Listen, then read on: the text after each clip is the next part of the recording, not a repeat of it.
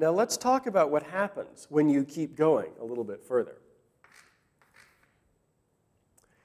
You use what's called a key signature to economically represent these different scales. Now, a few terms here. We've already talked about a scale, and you know that you can start a major scale on pretty much any note. A D-flat major scale, a F-sharp major scale, a C major scale, what have you. Now, there's a very close relationship between a scale and a key. A key, when we talk about a major key, we can be drawing notes probably mainly from a major scale. So, for example, the scale of D major is all the notes from the D major scale lined up in order from lowest to highest. The key of D major is it's a property of a piece of music. It's a way of saying we're hearing this in D major. We're hearing D as our scale degree 1. That sense of tonic, of home base, of here we go, we're back to our point of departure.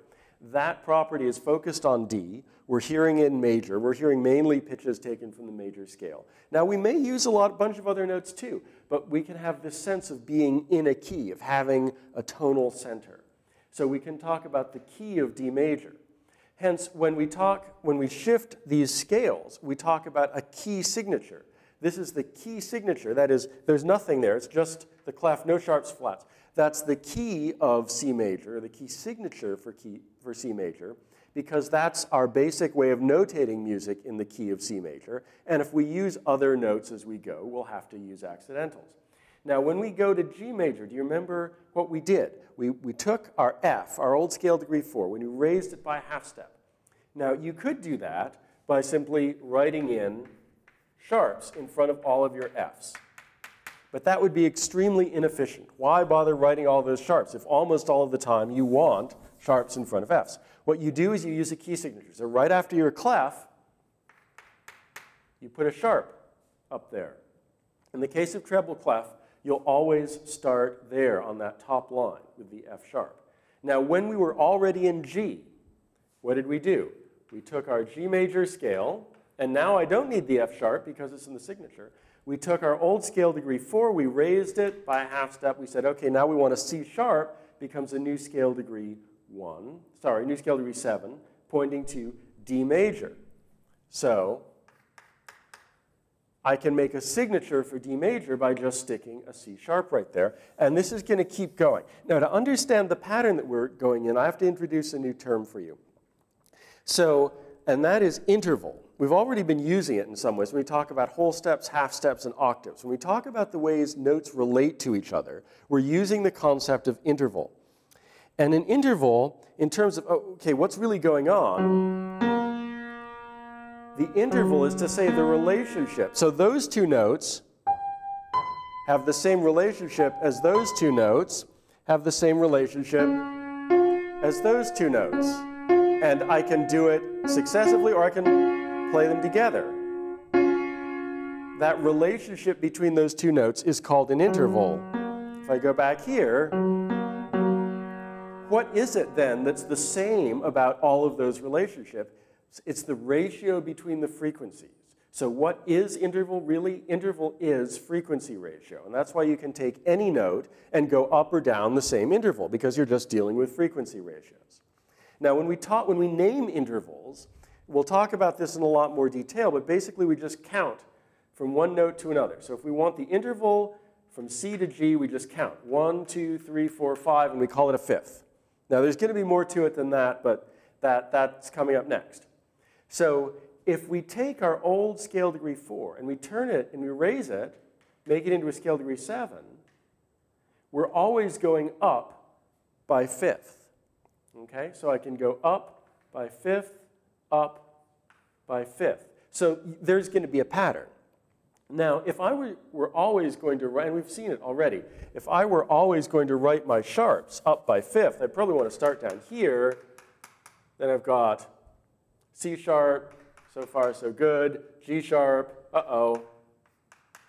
What a nasty looking key signature. Who wants to write that, read that? And we're going up to 7. You'd need a ton of ledger lines. Doesn't make any sense.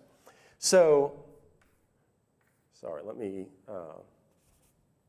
so if I take this C and this G, one of the interesting things about intervals is that you can go either way. You can go up or down from pitch to pitch. And if I'm talking about pitch classes, which I really am here, when I'm talking about C sharp, it's not just that I want C sharp 5.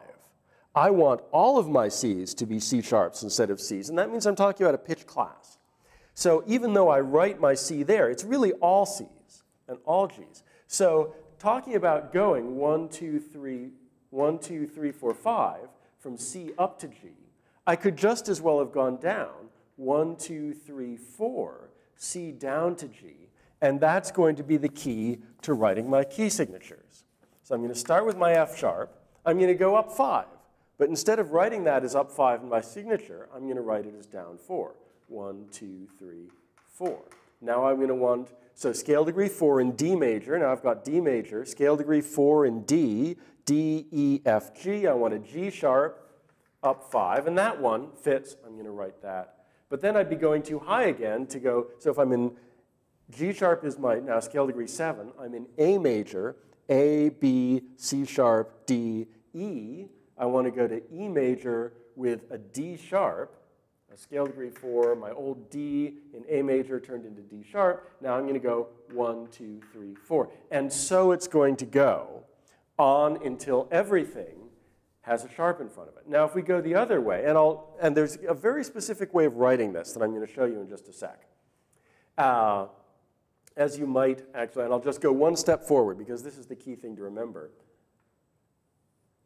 That would be annoying, a ledger line with a sharp. I'm never going to write ledger lines in my key signatures. So it's all the same thing. Instead of keeping my pattern down a fourth, up a fifth, down a fourth, up a fifth, I'm going to go down another fourth, 1, 2, 3, 4, and I'm going to write my next sharp there, and then I'll continue the pattern of up and down from there. Now suppose we're going downward. We start with C major. We take our scale degree 7 and we lower it by a half step to create a new scale degree 4. So instead of B flat, instead of B, I now have B flat. That's 4. So B flat, A, G, F. I'm in F major. Now I'm in F major. I take my old scale degree 7 and I lower it by 1. So that's an E. And E wants to turn into an E flat. So now that's again a scale degree flat 4. E flat, D, C, B flat. Now my key is B flat. And so it's going to go with that as well. And because it's symmetrical, it's this always fifths up and down, where it was always fifths up, now it's always going to be fifths down. So B flat, go down 5, 1, 2, 3, 4, 5, except I'm going to go up 4 instead. Down 5 again, 1, 2, 3, 4, 5, in this symmetrical pattern. And I'll write an A flat next to create the key of E flat major. Before I show you the complete patterns, let me show you a quick cheater's guide to reading key signatures. If you've got sharps, you always know that the last sharp you used was to create a new leading tone. So if you've got a B sharp there, I mean, you can pretty much ignore all that stuff. You should learn it, you should memorize it, but if you just want a quick guide, you just look at that, you say, oh, it's, that's a little, that could be more legible. There we go. It's a B sharp, therefore the note a half step above B sharp, C sharp, has to be scale degree 1. You just glance at the position of the last sharp, go up a half step, that's scale degree 1 for the major scale. Now here, notice that I just created an E flat major scale. I'd been in the key of B flat. I took my scale degree 7 in B flat, which is A, and I brought it down by a half step to make A flat. That's a new scale degree 4. So A flat, G, F, E flat. E flat is my scale degree 1. Well, all I have to go is back one in the sequence. The previous flat, not the last one, but the one before the last, that's scale degree 1. And you'll remember, when I only had 2 of them up, that was the key signature for B flat. There you go. So all you have to memorize is that if you've got one flat, you've got F.